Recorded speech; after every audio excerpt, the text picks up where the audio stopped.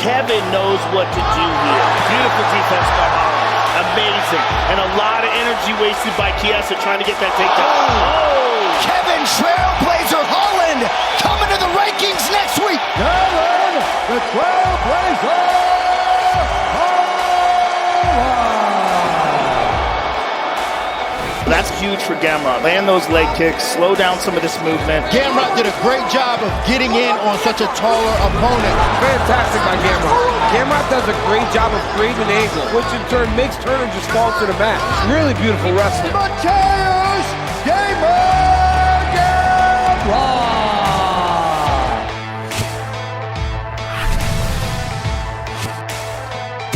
Welcome to UFC Unfiltered. Please tell me that's on video. I've never been happier. I'm made for a fucking podcast. We're dangerous. Listen to me, we're at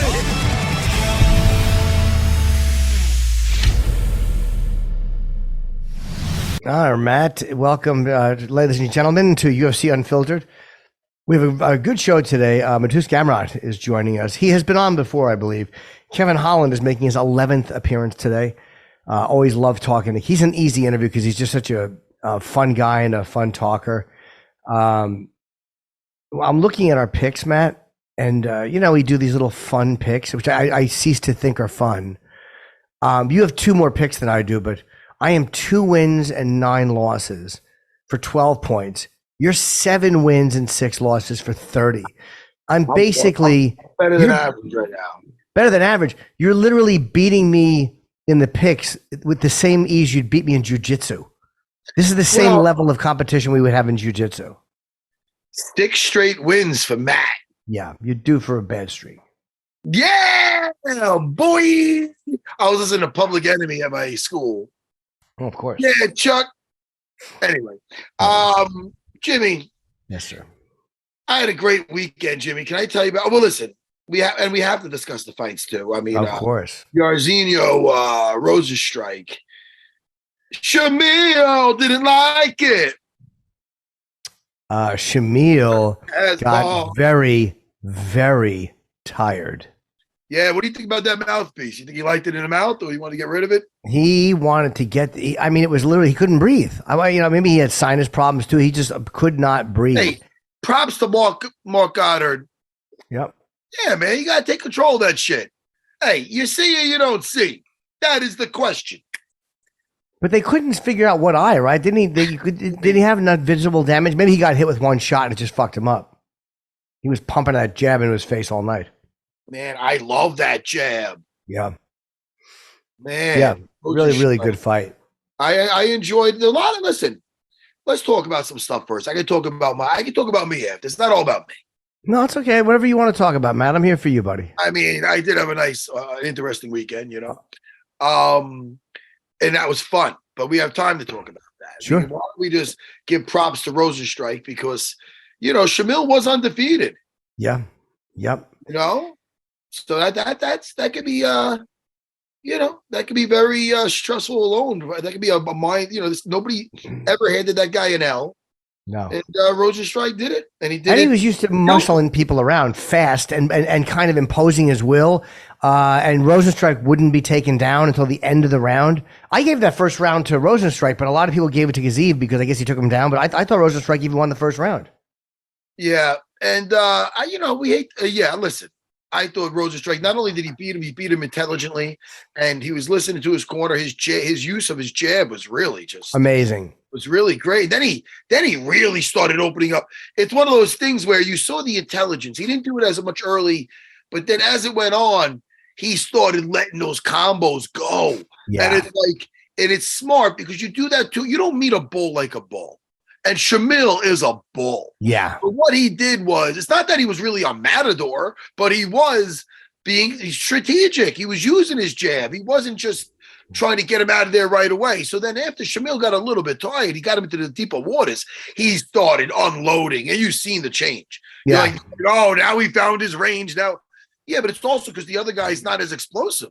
You're not getting taken down as easy. He's not coming back with a big, powerful punches because everything's explosive. I enjoyed that a lot. I did.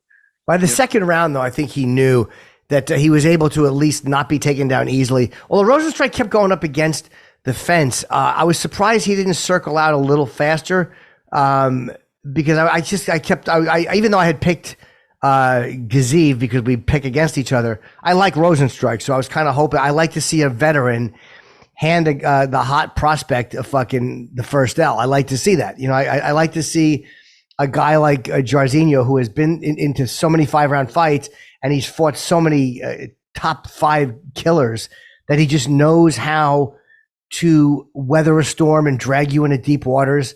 So it was really great to see just that fight IQ, watch such a smart fighter avoid the early onslaught and pull him into later rounds. But I thought he kept letting himself get pushed up against the cage a little too much in that first round and the second round. You know, sometimes you got to weather that storm any way possible. You know, I mean, like the Shamil, it's not like Shamil's not trying to get him up against it. It's fucking.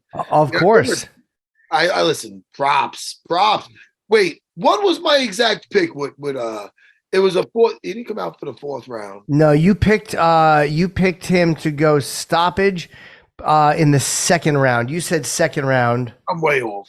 Yeah, I was a little off too. I picked 3rd round. Well, and a different fighter. Oh, listen. Hey, what? I know what I wanted. Before I forget, I want to say it's one of the most vicious knockouts I've ever seen in UFC. Vinicius Oliveira over Bernardo Sopai. It was a good fight, good grappling match. I mean, that 3rd round, though, Oliveira, he almost looked like Kevin Holland the way he was just flicking out jabs and throwing crazy kicks and unpredictable kicks, his angles. And that knockout was one of the most beautiful things I've ever seen. It was, and I think I'm going to get this right, it was a very hard right kick, calf kick, and then a left hook. And then Sopai staggered back to the cage, like turned his back almost. He was desperate to get away from him. There was 17 seconds left. And he just dropped his hand. And that flying knee, you could hear it go. You could hear the connection. Was that rough? First of all, it was a great fight. Great fight. I thought Sopai, I thought, he was on his way to victory. It looked like Vinicius was starting to give into him. Like, all right, this guy has me outgunned. And also he started believing in himself in that 2nd round and came back viciously. And, I think a lot should be said that Bernardo Sopai, he took that, I believe, on like something like 5 days notice or something. I want to, can we verify that, please? I want to make sure that's correct. AJ Cunningham did the same thing, I'm pretty sure. Mr. Cunningham. Yeah. Hey, that shows our age. You know what that's from, everybody? Yeah. Yeah, Ludovic Klein and Cunningham. I know Cunningham took that in very short notice. You missed that. You're trying to get Kevin in. Oh, okay, Jake. Maybe someone could check for us. We're trying to see. Did AJ Cunningham? I know took this fight on short notice. Did Sopai also take it on short notice? If you could check. Are you just talking into the abyss if he's busy? He's trying to get Kevin Holland in. Listen, Dean. Listen, while he's doing that. Okay. First of all, Tyson Pedro is I think he left his glove and he did. He left his gloves in the cage and he's walking away from the fight game. He's always been entertaining. Props. Yeah. How old is he? Is he Vitor Petrino was he was on. You know what I mean? And he was but Pedro, listen, man, Pedro's I think I think he was saying it's just too much time away from his daughter. Only 32. Listen, man, I won the title at 32. What are you saying? That he had more time left. I know. I just wanted to bring up that I won the title. I know you did. We got Kevin Holland. But hey, listen, Tyson Pedro, we salute you. Yes, always a fun fighter to watch. And look, going away 32, healthy. Yes. But yeah, he's a young guy. If he wants to do something else, he can do whatever he wants. I mean, I don't know. Everybody's, I think he had to travel for training is what's going on too. Oh, okay. You're gonna bring Kevin in. Yeah, great, of course. Bring Kevin in, man. I see the top. Yep. Of his head. Very nice ceiling fan. Hey, Kevin. Let me organize this thing. Go ahead, Kevin, man. Good to see I you. put my shirt on. I put my shirt on backwards, so I had to flip it around. Nah, man, that's old school crisscross. You know what? You got to look that up. That was before you. I know what that is. You know who that is? Yeah, I know crisscross. Dude, listen, man. A little bit. I'm not like super big. Yeah, you know. jump. Yeah. Fuck yeah. Hey, before we get into anything, did you finally? Are you playing video games or no? Man, not as much as I used to. I still get listen. It's time to mature for all of us. Not for me though. I'm playing a new one. It's so much fun. But anyway, Well, why are you not playing though? Did you get bored of it, or are you just too busy, or like did you just kind of get sick of it? Just life, bro. You know what I mean? Get a little busy. I still try and get on. You know what I mean? I try to get on as much as possible. Like I play 2K a little bit with the boys, just to have still have the interaction with the boys and stuff. But for the most part, I get on Call of Duty like I used to. I don't really venture out and play any new games. I just kind of like old man with it now. Just a couple minutes in there, get off, go to bed. Yeah, I'm with you, bro. I'm still waiting to mature. I'm gonna be 50 soon. Kevin, is it too late? Is it too late? No, always play video games. I fucking love it. After the fight, I'm gonna sit down for a week, play video games, and eat food. I mean, a couple other activities, but Oh hell yeah! Hey, listen, man. I have my thoughts on why they're putting you. I mean, first of all, with Michael Page, listen, it has on paper, of course, it looks like just fireworks. You know what I mean? You guys both got that style and that swag. I love it. But hey, man, they're not giving him no fucking easy fight. First fight in here. He's not one of us yet. I'm being a little hostile. But listen, he's coming over. He's carrying another flag.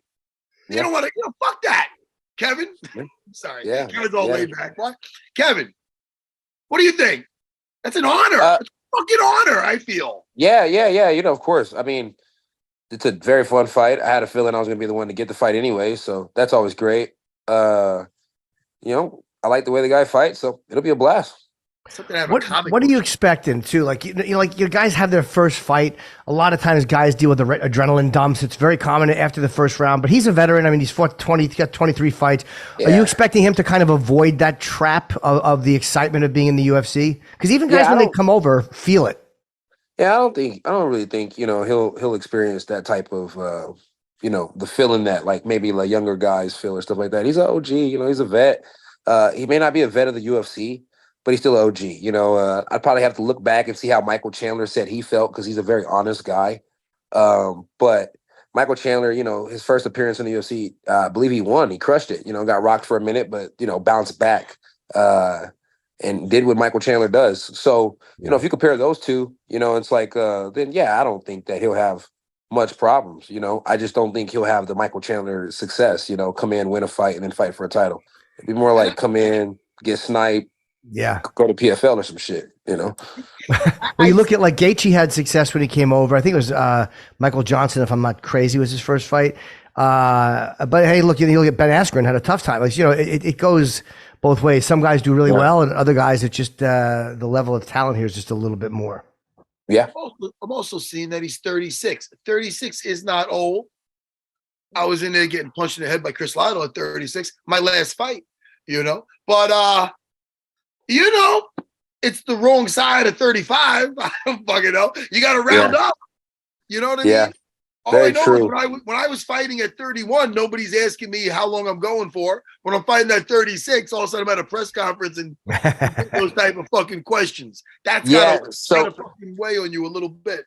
I agree. I think if the media puts that in his head, then maybe that weighs in his head. Maybe if the fans have been putting that in his head, then maybe that weighs in his head. Maybe if somebody at home that he maybe shares time with is putting that in his head, then maybe that's in his head. But the guy's 36 years old. A lot of people like me, who are 36 years old, they feel better, more knowledgeable, wiser, and just overall just more seasoned, and that does a lot for a person. And honestly, I fought Wonder Boy. Everybody said he was old. That one had old motherfucker beat my ass. So,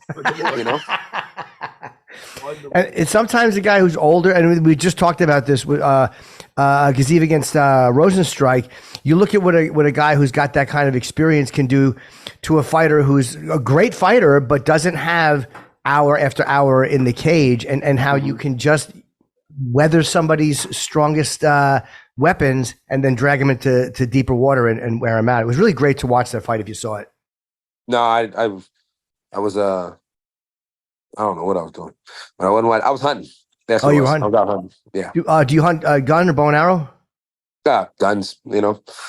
Save these shoulders for punching people. Well, I was gonna smart. say, I can't really see you with a bow and arrow. I don't know why. No, I it's not can my see you style. with a gun though. Yeah, Now, I lived in Texas for a while. I got a few. yeah, huh? Now, Yeah. how long have you been doing that for, the hunting? Not long at all. We went the end of last year and got a nice elk, and I was like, that's pretty cool. Let's keep it going. So just try and go as much as possible, and I got a few dollars to burn through, so I could burn through a bunch of brass. So yeah, we're out there having fun. How long do you have to wait? Like, I don't think I have the pay. Like, I hate fishing because I suck. I never catch anything. I don't have the patience. Yeah. When you're hunting, don't you just kind of have to sit there and wait for something to show up? Yeah, I mean, kind of, sort of. Sometimes you can walk down on foot and find something, ride around on the cart, something might brush out, yeah, I mean, I was sitting in the stands last night, by myself for about 2.5 hours, 3 hours. It got dark. I got excited because it got dark. I just got thermal vision. And I didn't turn the thermal vision on right, like a dumbass. So I'm like, bro, I can't see shit with this thermal vision. So I turned on my little spotlight, sat there with the 30-30 for a while. I kept seeing some eyes, but I never really had a clear shot, so I didn't take it. The boys came out on the scooter. We went down there, nothing. So, a whole night sitting there, and who knows what happened after that? So, but I enjoy it. I mean, yeah.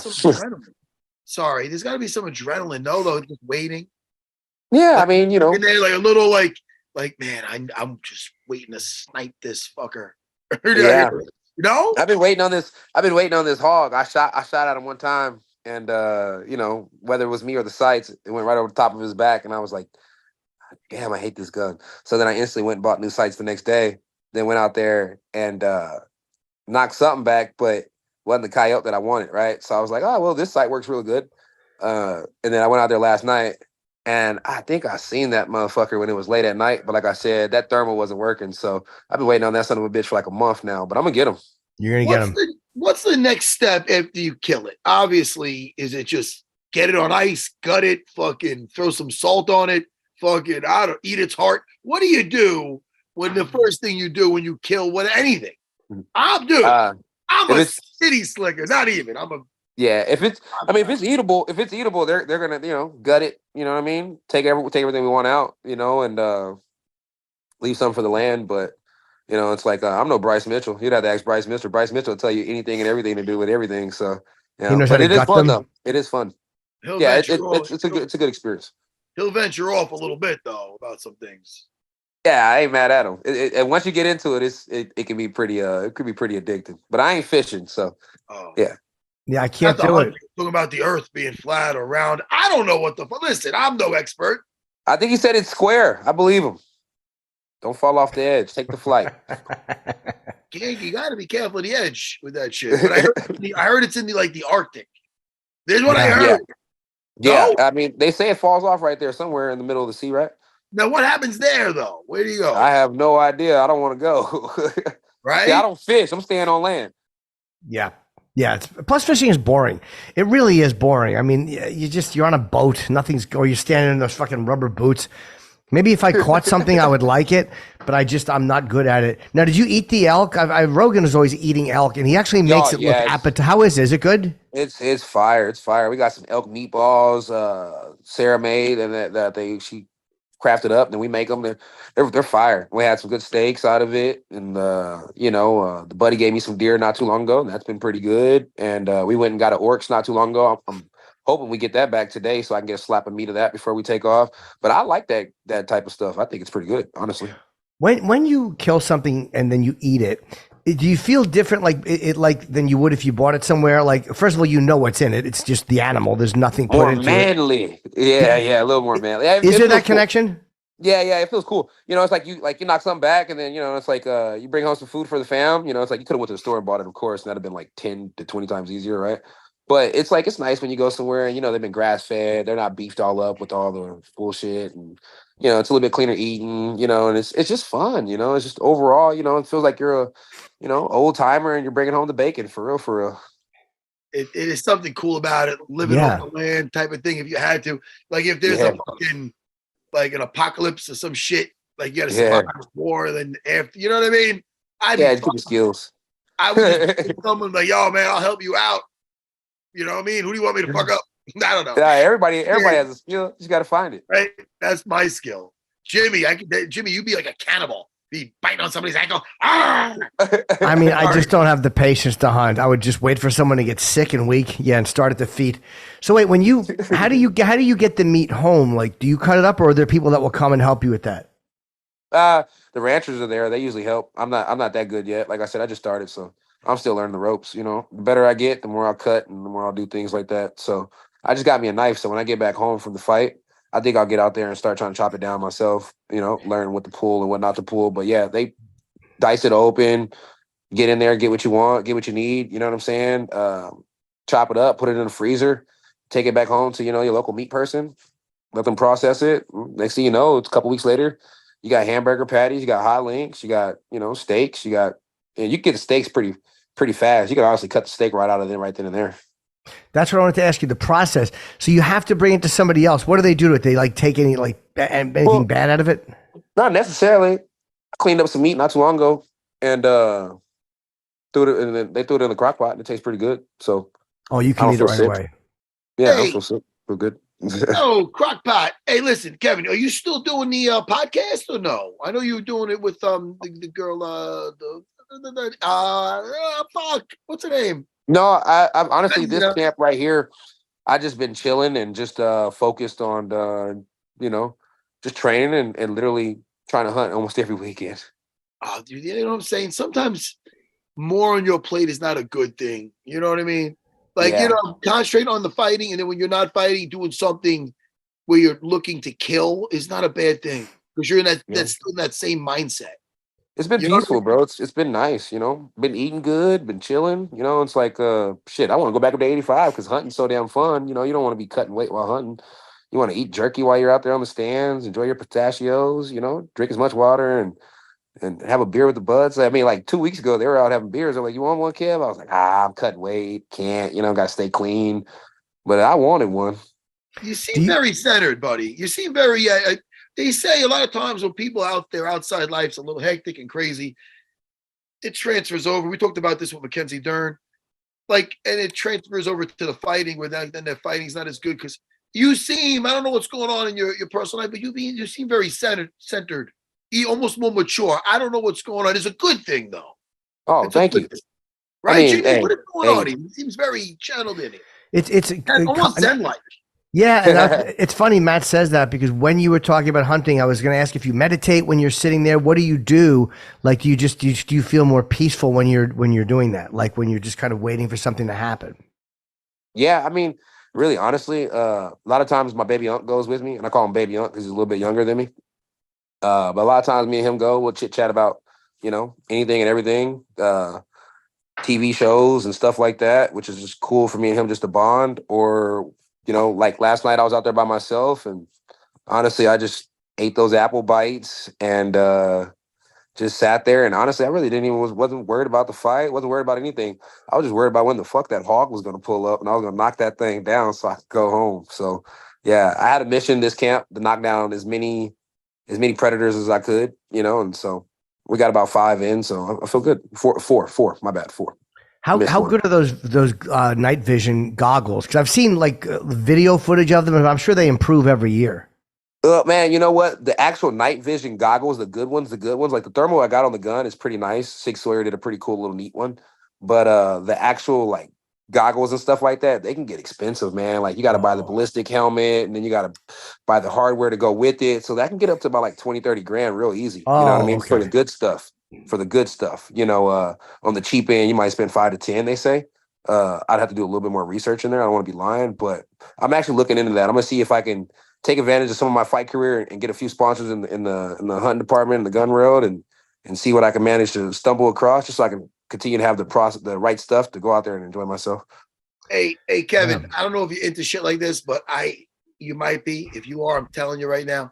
I seen in IMAX the other day, Dune Part 2. Did you see Dune? Are you into sci-fi at all?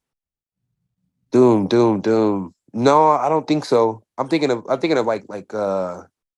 no, not Doom. No, I haven't seen Dune. Dune was fucking amazing. I'm gonna save it for you after, Jimmy. You're gonna Who they have in there?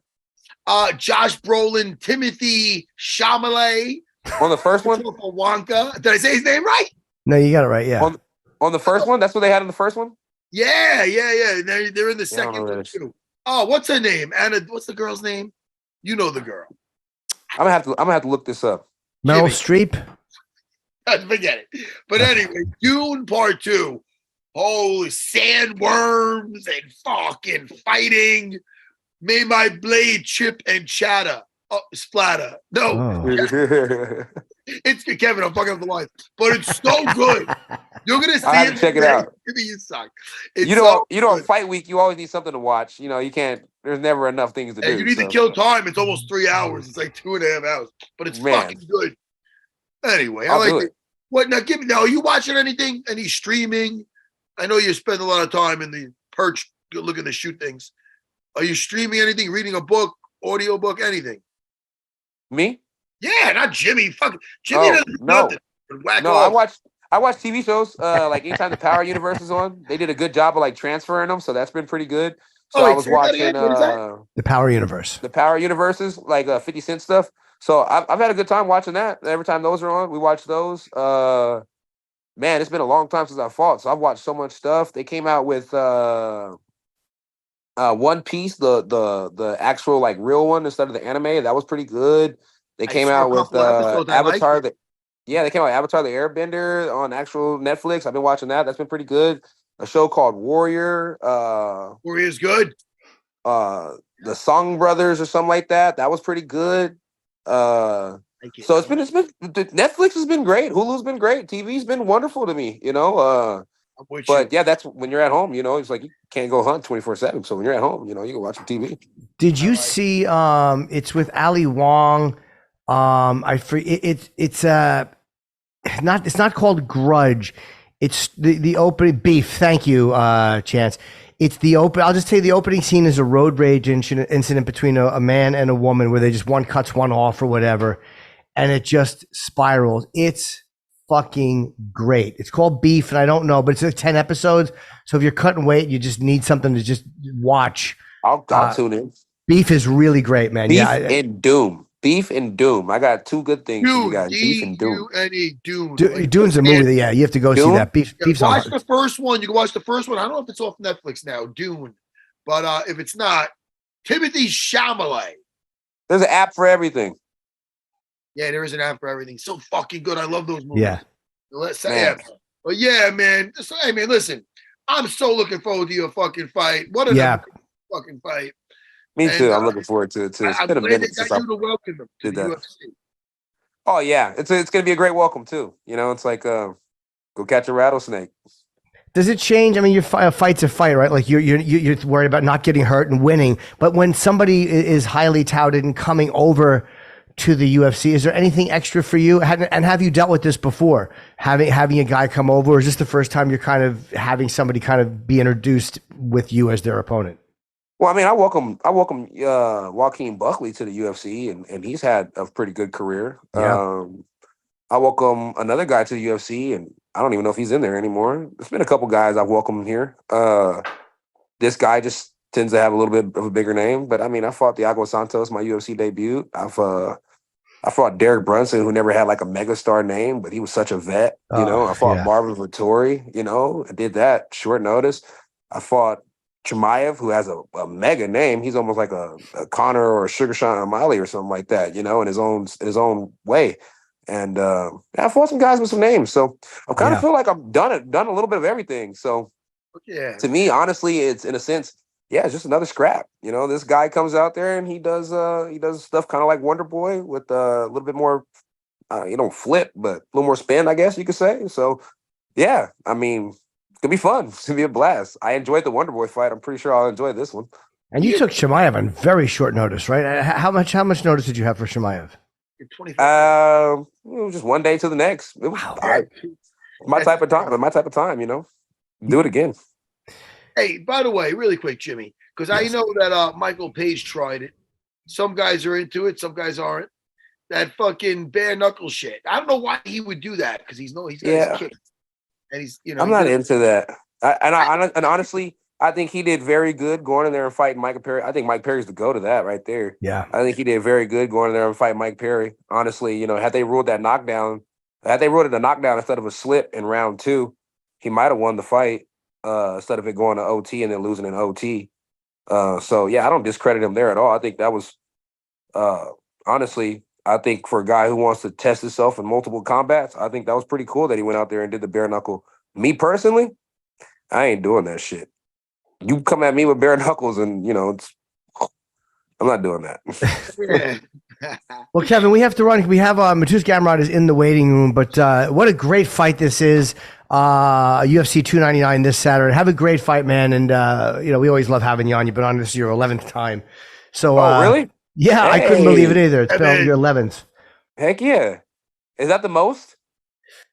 It's close. Yeah, other than people who have like Dean Thomas or like Phoenix, who kind of guest host when one of us is out. You're definitely in the top for like most active frequent fighters? guests. Oh yeah, I think so. Without a doubt. Oh, I'm gonna make myself a belt buckle with you guys on there. Oh yeah, I want that. Jimmy wants to be near your crotch for sure. Hey, That's very untrue. Don't listen to Matt. He's just trying to send you off on a bad note. Have a great fight. yeah, Kevin. All right, brother. See you buddy. guys bro. later. All right, Yes, sir. talk to you after.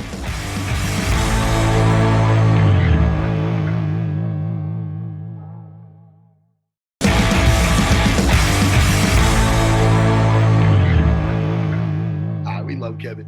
Yeah, he's great. He's just a fun guy. And hunting is, I don't like to hunt, but I mean, guys that like will hunt and eat. Let's bring in Mateusz Gamrot.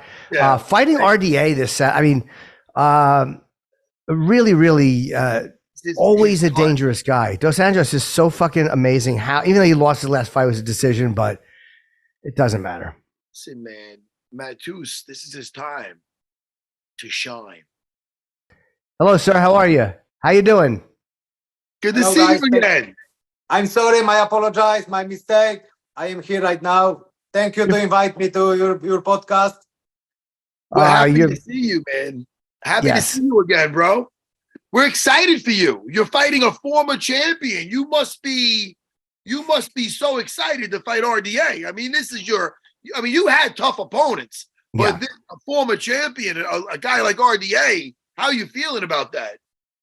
Man, I feel really excited, like you say. I am so happy that I can fight former champ, really tough opponent. I hope this fight, I will inspire many young people to make the dreams happen, through hard work. Great. I am super excited. And RDA is amazing. He's 39 and he is still going into the 5th round in most of his fights. So that even when he lost to Gaziev, I think it was in the 5th, he's just an impossible guy to put away early. Like he's so good at bringing a fight deep. What do you attribute that to? The fact that he's 39 and he is still so amazingly well conditioned. Yeah, he is good everywhere, He is all-rounder. His skill jiu-jitsu is really good. Very good choke guillotine. Very good left kick, really powerful. Wrestling is so good. Yeah, he is 39 old, but still tough, good conditioning. Big test to me. But if I want to be the best in the world in the lightweight division, I need to beat guy like Rafael Dos Anjos, I am really excited because this guy will be guy who won't go with me to the ground, So this gonna be a lot of scramble, a lot of action. This will be what fans and people love. He has very good, you're right. He's very, very well-rounded. His jiu-jitsu, top and bottom, very dangerous. When guys are going for takedowns, he's always, and I use this a lot with my fighters, he takes away one arm. So now you're trying to take him down with one arm. He's a very intelligent fighter. How much tape do you watch? You watch a lot of footage, or do you have your trainers watch and point out? I watch before UFC. I watched Dos Anjos because this was one of my favorite fighters, and I know everything about this guy, and I am happy that I can fight versus him. And like I say, my previous opponent was only stand up because the ground was fire. He will be going to the ground. So there's gonna be a lot of action, a lot of movement. But this camp in American Top Team was one of the toughest so far. I work with Dustin Poirier, Grant Dawson, many Brazilian guys. I am ready to everywhere. And really, I can't wait to step in octagon and show my best skills. Yeah, my last fight versus Fiziev was end of the second round. Yep. But right now it's only 3 rounds. So 3 rounds gonna be only sprint. I don't care about my conditioning, I don't care. You know you're ready. And it's amazing too the fights you've had. Even the loss to Benil is a decision. I mean, you've beaten some, Fiziev and Turner, and of course Sarukian, which was just an unbelievable fight. So what is your? I mean, you're number 6 right now, and I know you're not looking past RDA. Of course, you can't look past Dos Anjos. But what do you think if you win this fight? Let's just say it goes the way you want it to. What do you think is your path to fight for a belt? What do you think they would want you to do? Next step, I want top 5. Oliveira, Gaethje, Arman Sarukian again. Doesn't matter. I want top 5 and I can fight with everybody. I think I need maybe 1, maybe 2 big fights, and then I will be number 1 to contender, For me, every this fight is excited because Charles Oliveira, the most dangerous guys in the jiu-jitsu, right? Gaethje, powerful guy. Sarukian, we fought before, but I can beat Pin again. So doesn't matter who. Top 5, 1 big, maybe 2 fights, and then title fight. And Chandler, Chandler, I think, is waiting for Conor. Who knows if that's going to happen? I don't know what Michael Chandler does from here either, because everybody wants the Conor fight because it's the money, the pay-per-view money. But Conor doesn't seem ready, so who knows what poor Chandler's just been waiting around for maybe nothing. Yeah, I don't think about Chandler because he's the chicken, He don't want fight with me. But very interesting is matchup Gaethje versus Max Holloway. I think Max can beat Gaethje. Maybe he come to lightweight division. So this is another guy who will be around top 5. Another interesting name, Let me ask you about your conditioning, because we had a buddy of mine, Gian Vellante. He doesn't care. I'll say it. Vellante he had a wrestling background too. He was afraid to go for the wrestling takedowns because of how tiring it is. It's tiring going for the shots up and down, exhausting. Your endurance is almost abnormal. It's phenomenal. It helps. It's like Marab has that kind of endurance. That's insane. It's like another weapon. Is there something specific that you're doing that really helps that? I used to run hills. I did a Versa climber. But what is there anything specific you're doing that's really helping you out with that? Mike Brown say this is gift from God, my conditioning. Because I work every day hard like maybe everybody, but I am wrestler. My DNA is wrestling. All my life I'm used only wrestling.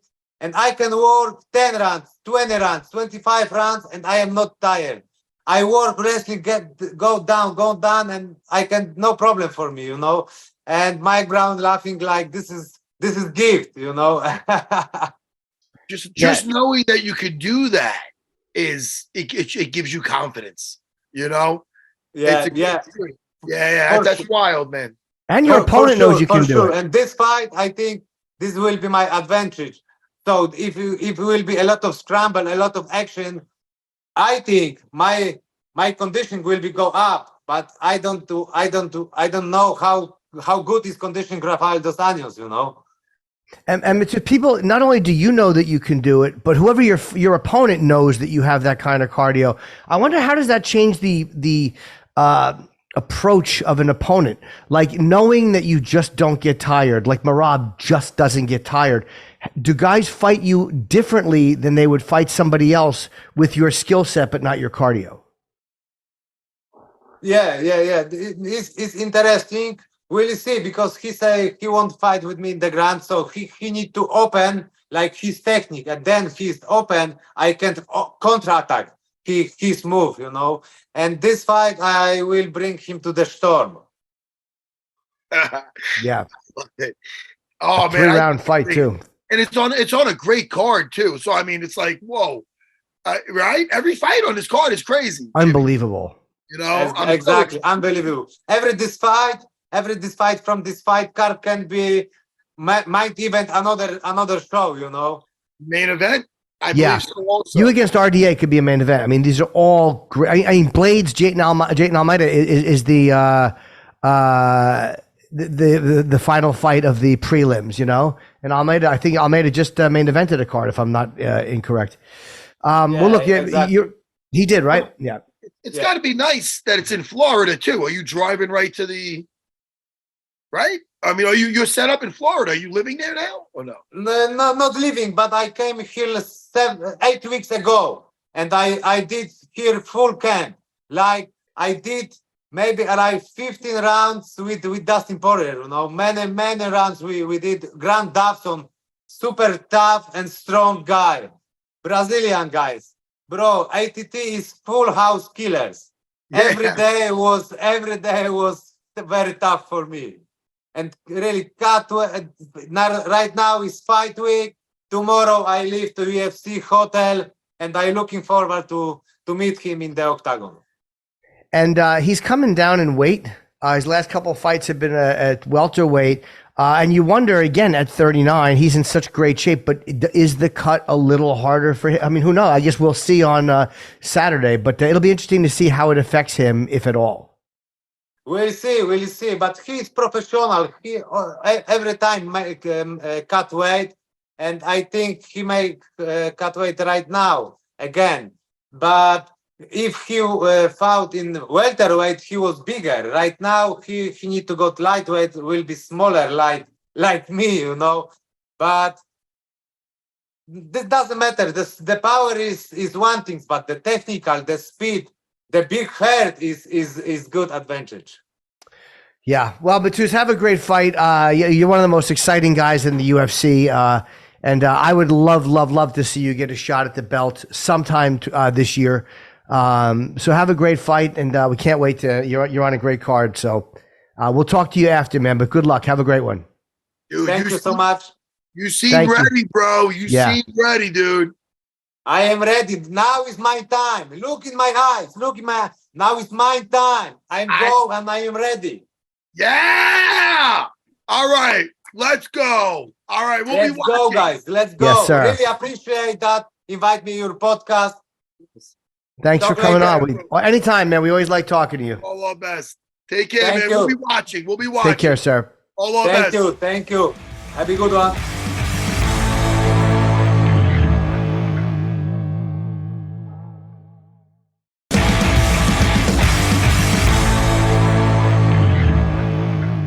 I'm excited for that fight. I really am too. And by the way, Matt, thank you, Jake. Jayden Almeida, it was a main event win over Derek Lewis. It was not a fun fight to watch at all in São Paulo. It was just, not at all an exciting fight. Dude, really quick, let's go over a couple of the picks, because you're not, Wednesday, I'm on a plane. I'm going to California this weekend. I'm going to be in Monterey. I'm going to be in Santa Cruz, and I'm also going to be in, Monterey, Santa. I'll get it in a second, Matt. My memory stinks. Yeah, get your shit together. But listen to me. I'm only kidding. Really quick, Sean O'Malley versus Marlon Chito Vera, the rematch. Chito won the first one. They're saying, Sean doesn't even. The champ doesn't even. He doesn't even make that like. He lost that fight due to a Chito kick. Yeah. He doesn't consider it a loss. He said it was a fluke kick and it hit him in a weird spot and yada yada, but it was a loss. Your thoughts on that? On that fight? Oh, O'Malley is such a great striker. He has a lot of distance on Marlon. I love Cheeto Vera, so it's very hard to pick against him because I personally like him so much. Yeah. But he typically starts a little bit slower. It's just his MO for some reason. Let me see something, Matt, real quick. His last fight. Am I crazy to think he lost his last fight? I just don't remember. No, he won. Okay, it was Moon. It was Sandhagen was before that. He lost that split decision. Wins a decision. He gets better as though he seems like he goes deep and then gets better. So if he can drag O'Malley into later rounds, he may have a huge advantage. It's hard.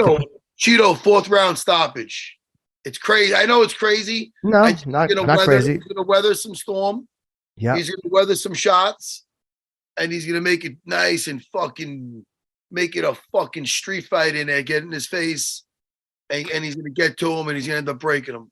I love Cheeto, so it's very. I mean, I like to pick someone other than you're picking. All right, I'll get off the pot. I'm gonna take O'Malley. I'll take O'Malley.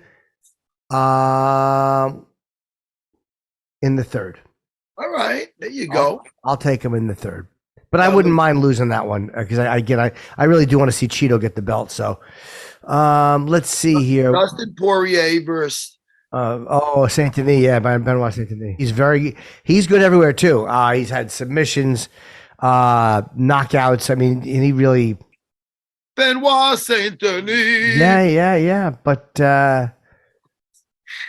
hey, this is what I'm saying to you right now. This guy is he's taking out people. Look at his resume right there. I know. But this is Poirier. Unfortunately, Poirier is going to knock him out in a second. That's insane. I said it, Jimmy. This guy. Okay, I'll say this. It goes to decision. Poirier by decision. It's a 3-round fight. Yeah. So I do think that I think it goes to decision. You didn't hear me though. I said he's going to knock him out in a second. Oh, I know. And I'm saying in the Ooh. Jimmy, let's do some jiu-jitsu soon. Hey, the fams. I would love that very much. By the way, the other Petaluma is the other city I'm going to be in. I was doing some guillotines today and doing some a couple of Darce chokes and of course some triangles, just throwing them all up. Thinking about coming in the city maybe on a Thursday or some shit. That would be perfect. I would love that. Not maybe like next week or something. We'll talk. I'm away for a couple. Maybe I can do it probably a couple weeks into March because I have a thing where I'm working 3 weekends in a row, which is very rare. When my family was away is when I was going to do it. By the way, me and the family went down to the Tropicana in AC. That shithole. Yes. And myself and Uncle Edwin came with us. My kid's Uncle Edwin, my brother-in-law. And we watched Dune in IMAX, Dune Part 2. It was fucking awesome. You loved it. I enjoyed it a lot. I liked it a lot. Or like Jim Carrey says from Dumb and Dumber, I like it a lot. Sorry, I won't do that again. That's not, I tried it out. Jimmy, so Yes. It was so good. It was really good. Really good. I enjoyed it. Right, deep. It's good. Nice. Liked it. I'll talk more about it next podcast because I know you don't give a shit. But listen to me. That's not true. And young Marcus won his pro debut down there. How did he win? He won by decision. I'm Nice. gonna be honest, that fight was so close. It could have went possibly the other way. It's a little funny, really quick. Marcus, I talked to Longo about it. He got through the fight. Now this fight, he fought. You know what? I wish I had the kid's name that he fought. Nice kid. They were from I don't know where they were from. Down south, I believe, from a small gym. But the kid was tough. And the kid had like 17 amateur fights, and this was his first pro fight. Marcus should be fighting 125, not 135. He doesn't really cut weight at all. So that's one. So this kid was bigger, and the kid was tough. And what happened was Marcus in there, and this is the first time this happened. He seemed slow. He seemed lethargic. He was he was losing position. He was on the end of submissions, of triangles, and I've seen them coming. We've all seen it coming. and he was on the end of these submissions, but he's hard to submit, so he's getting out. He was mounted. He had his back taken. Yet he turned it around in these other two. The second round started like that. The third round started like that. He lost the first round. In both those rounds ended with Marcus on his opponent's back. So it was a back and forth. It was something else. But my thing is this. Now, this is why I told Marcus that I was, even though the way he fought, now it could have been any number of things, from the way he rehydrated to the way, it could be anything, like to just feeling the bright lights, a little bit more of a deer in headlights. That's what I was talking about it with Ray Longo. But the thing is this, Jimmy, in the octagon, in a cage, in a ring, when you're fighting MMA, it's very easy. If you don't want to be there, and when I seen between rounds and during it, Jimmy, he didn't want to be there. That's what I felt. For whatever reason, it was a rough fight. I was hard time getting through them between rounds. This is why I told him I was so proud of him. At any point during that fight, all he had to do is just pause for a second, and he could have tapped out to any one of those submissions that he was on. He didn't. He was mounted. He had the back. He escaped everything.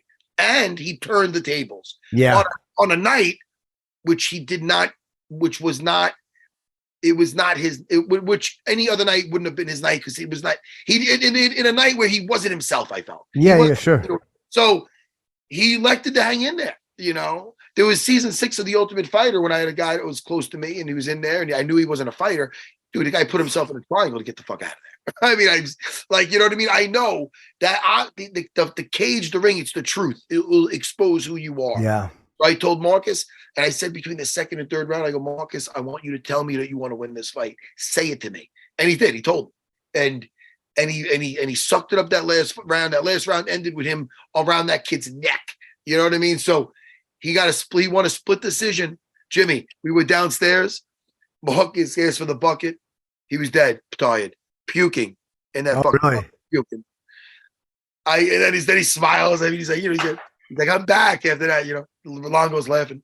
After that, I walk out of the dressing room. I walk upstairs, right? Because it's downstairs. The second I walk upstairs, there's a room to my left. The kid is sitting in front of a bucket, his opponent. Right as I come up, puking. Dude. Both of them, huh? Both of them. So I told him, I go, look, and the kid was a nice kid. I go, hey, to make you feel better, he's doing the same thing down there. I want to make you, hey, I go, hey, listen. I go, I'm going to tell you right now, if that went your way, that could have went your way easily. It was a very close fight. It came down to the second round. It was a close fight. If it went your way, I wouldn't be complaining. He got the nod. It was close. And they were very nice. They watched me fight before. They were taking pictures. Nice guys. So it's going to be a real growing fight for Marcus. But he knows that even though strategically, physically, things were off in there a little, he knows that he has no quit in him, and he knows that he's cut from that cloth, that he's able to, you know what I mean? So that made me proud. So, it's a good thing. It's a very good learning fight. And again, he got his W. So that's it. And Matt, can I correct myself, by the way? Can I correct myself? It's the Poirier fight is a 5-round fight. I was going to ask that before, just because it's a co-main. Poirier accepted a 5-round fight. I still think Poirier wins by decision. I think he drags it to the 5th and beats him in decision. So I'm still taking Poirier, but I'm going to take him in the 5th. In the 5th? He's going to finish him? No. I mean, I'm sorry, a decision. A decision? I'm going to say that he's going to knock him out in the 4th then. Fuck that. I don't know. I mean, I'm sure Benoit is, going 5 rounds, but has he ever, I don't know if has he gone 5 rounds before? I'm not sure. Not in the UFC, he hasn't. Definitely not with a guy like Poirier. That's where it counts, I'm gonna change mine to the 4th round stoppage for Dustin. Okay. I got Poirier by decision. Let's see here. Let me pick. He's never gone 5 rounds before. Can I pick one extra fight just because you have 2 more fights than I do? So I'll sporadically, just so we have the same number of picks. So wait, I picked one more than you? Is that what's going on? No. Overall, I was missing for one show. So you got 2 more than me. Oh, so me and you Oh, am I picking also? I'm not picking right now. No, maybe I should pick one more than you because, like, of all the picks, you've done 13, I've done 11. Okay. So Go this ahead. will be like one closer. How about this, Matt? You can pick a fight on the main card for me to pick. Since you're not picking, and you don't want me to just choose one, I think tell me to pick one and I'll pick it. All right. I want you to pick.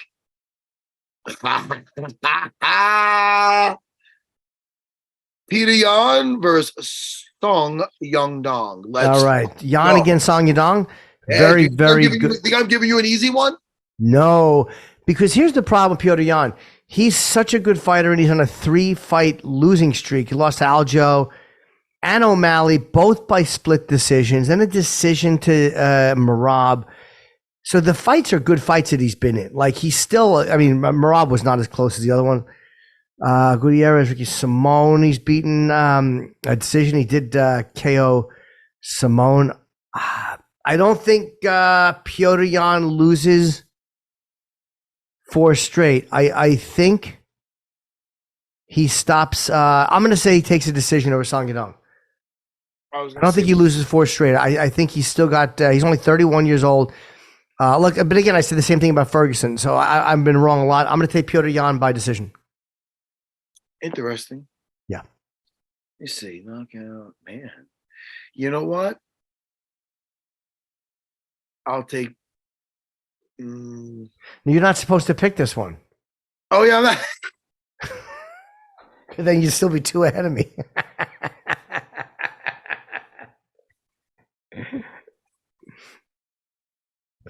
All right, Jimmy, I'm going to give you a big hug. All right. We're good, I think. By the way, Umar, Nurmagomedov. Oh, Umar Nurmagomedov, yes. Yeah, very decisive win. Yes. Because let me tell you something. Begzat was game. He was game, man. He was definitely game. He got out of some bad positions, too. Umar was saying he was like 50%. He didn't feel himself. And he mentioned before about a matchup with him and Merab, he was mentioning. Ooh. And this is the thing that people don't understand about Merab, because he's basically saying they can beat him everywhere. He's looking at him. Merab's got a unique, like you look at him, like I think Henry probably looked at him too, saying, all right, I got heavy hands and I'm a Olympic wrestler. I'm a horrible matchup for him. Yeah.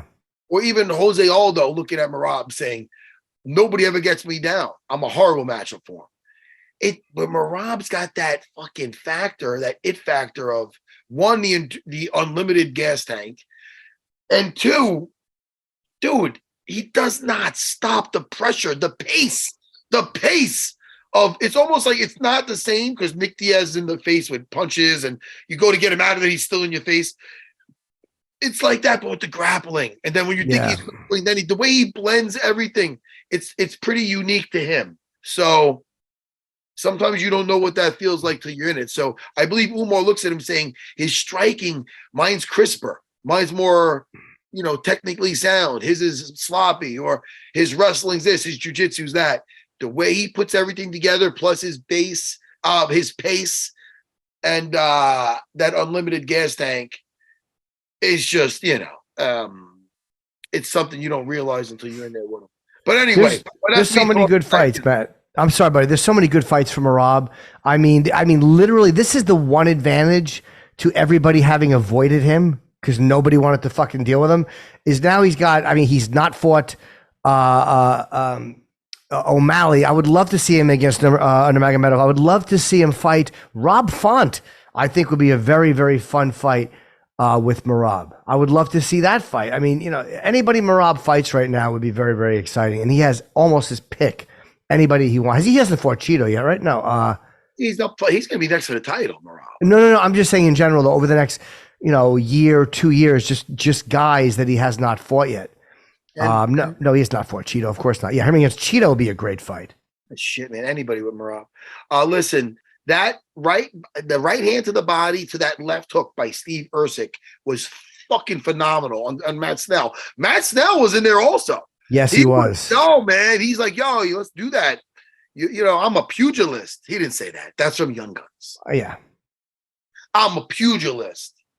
Anyway, Matt Snell was in that fucking fight. He was showing his experience, and a couple of times he gave a couple of zingers to Steve. Yep. But that was a what happens with that right hand to that body, and then he did that left hook is, you know what that's saying? That's saying, all right, I'm transferring all my weight. I'm knowing where you are by this right hand. I know where you're going to, and I'm coming back. All the weight, it's transferring. My shoulder, my hip, it's coming back as the left hook comes forward. Jimmy.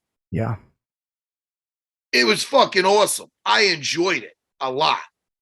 That's not a fucking Hail Mary. I'm setting you up for that shit. Boom, boom. Yeah. Anyway, listen, so props to him. What a night of fights and what a show. Yeah. I have to piss. Hey, listen, I'm going to be in Petaluma. Jimmy, hold on. What? This is how I know when you don't pay fucking attention to me. I was paying attention. I said a couple of things. Yeah. And then all of a sudden, you realize I'm done. You're like, yeah. Hey, I got to piss. Wait, could you just give me some proper attention? No, I've just been listening, but I have to pee. I'm so distracted because I have to go to the bathroom. It hurts when you do that, though. No. Just it's my bladder. I'm going to miss you when you're gone. I'll be in Petaluma, Monterey, Santa Cruz, California this week. And my wife and I have our new video coming up tomorrow, the third installation of our video podcast. It's a really good one. So check it out tomorrow. And check out Nikki and Jim on YouTube. Nikki and Jim NYC. Yes. Oh, and, we will. I'll talk to you soon, buddy. So Jimmy, listen about Dune. It's 2.5 hours. It's 2 hours and 45. Oh, wait, you have to. I'm in no rush. Go right. I'll piss in my cup and then drink it. You're fucking Jimmy. The movie was great. Listen to me. Safe travels, buddy. All right, Thank you, sir. All right, guys.